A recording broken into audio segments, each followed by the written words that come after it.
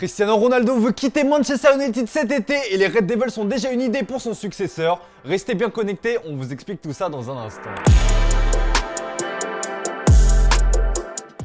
Bonjour à toutes et à tous et bienvenue dans ce nouveau JT Foot Mercato. Manchester United tremble pour sa superstar CR7 et malgré ses 37 ans, le quintuple Ballon d'Or a toujours la cote. The Times a révélé une véritable bombe ce samedi. Cristiano Ronaldo a demandé à être autorisé à quitter Manchester United si le club de Premier League recevait une offre satisfaisante lors du mercato. Le média britannique explique que cette décision est motivée par son désir de jouer en Ligue des Champions pour le reste de sa carrière, chose qu'il ne pourra pas faire à Manchester United puisque ces derniers ne participeront pas à la prochaine campagne. Comme vous l'expliquez ce matin dans la revue de presse, plusieurs cadres européens sont intéressés. Le Bayern Munich, Chelsea, le Sporting CP, l'AS Roma ou encore le Napoli sont dans le coup. Vous noterez que le PSG, pourtant régulièrement annoncé par le passé comme un prétendant, ne figure pas dans cette liste.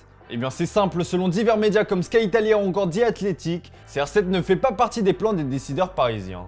Un duo Messi-CR7 au PSG, c'est donc non.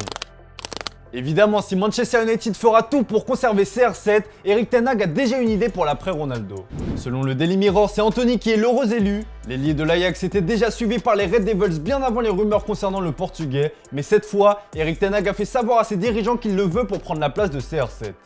D'après le tabloïd anglais, le tacticien néerlandais va même mettre la pression à ses dirigeants pour retrouver son ancien joueur. Le Brésilien a fait l'éloge de son ancien coach lors d'une interview accordée à The Telegraph et ne semble pas contre le fait de le retrouver. Chaque joueur sous la direction d'Erik ten Hag devient un meilleur footballeur grâce à sa formation.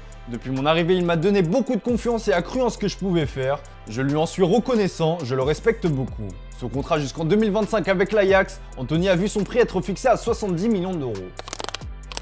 Question du jour les amis, selon vous, Anthony a-t-il le potentiel pour succéder à Cristiano Ronaldo? Comme d'habitude, on attend vos avis dans les commentaires. Vendredi, Antoine vous demandait qui sera selon vous le prochain entraîneur de l'OM. Eh bien, beaucoup d'entre vous rêvent de Zinedine Zidane à la tête du club phocéen.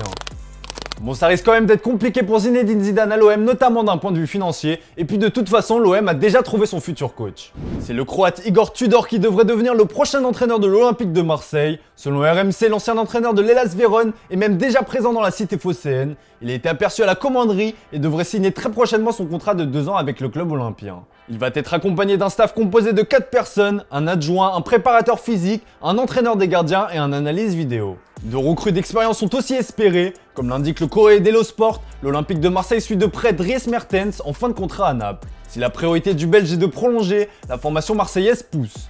L'autre piste mène à Mathias Vecino, le milieu de terrain uruguayen de l'Inter. Lui aussi est libre de tout contrat. Selon le média espagnol El Desmarque, l'OM se serait renseigné sur son sujet. La reconstruction de l'OM est en marche.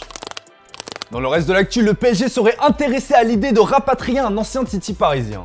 Et surprise, ce n'est ni Christopher Nkunku qui a récemment prolongé avec le RB Leipzig, ni Moussa Diaby qui a explosé avec le Bayer Leverkusen. On parle ici d'Adrien Rabiot, oui, vous avez bien entendu. Selon le Corriere dello Sport, son profil plairait à Luis Campos et Christophe Galtier. Leandro Paredes qui est sur les tablettes de la Juventus pourrait notamment être inclus dans ce deal. Néanmoins, il y a plusieurs obstacles dans ce dossier. Il faudra notamment renouer des liens avec la mère et agent du joueur Véronique Rabiot. Pour rappel, les 2 parties ne s'étaient pas quittées en bons termes. Il faudra dans un second temps doubler la concurrence. Le joueur de 27 ans est particulièrement apprécié en Angleterre, à Chelsea plus précisément. Thomas Tuchel aimerait retravailler de nouveau avec le français. Décidément, Chelsea est prêt à tout casser sur le mercato. Les Blues sont d'ailleurs très confiants pour le transfert de Matthijs de Ligt. Si Jules Koundé a longtemps tenu la corde pour renforcer la défense de Chelsea, c'est désormais le néerlandais Matthijs de Ligt qui fait office de priorité. Si la concurrence est féroce sur ce dossier, Chelsea se montre très confiant d'après nos informations. Une offre supérieure à 70 millions d'euros devrait être transmise à la Juventus dans les prochains jours. Reste à savoir si cela suffira à convaincre les Bianconeri, dont le souhait est de faire payer la clause libératoire de 125 millions d'euros. Allez, on passe aux officiels avec l'arrivée d'un espoir portugais du côté de Liverpool. En fin de contrat avec Fulham, Fabio Carvalho a vu son transfert être officialisé aujourd'hui. Le milieu de 19 ans portera le numéro 28 chez les Reds.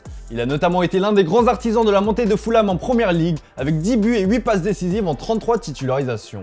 Libéré par le Barça, Luuk de Jong fait son grand retour aux Pays-Bas dans son ancien club du PSV Eindhoven. Il a signé un contrat jusqu'en 2025. C'était dans l'air, c'est désormais officiel. Libre après 3 ans passés à l'AS Roma, Henrikh Mkhitaryan va rester en Italie du côté de l'Inter. La durée de son contrat n'est pas précisée dans le communiqué, mais selon la presse italienne, il se serait engagé pour 2 ans. Voilà, c'est tout pour aujourd'hui. Merci pour votre fidélité, bon dimanche à vous. On se retrouve dès demain pour un nouveau JT Foot Mercato.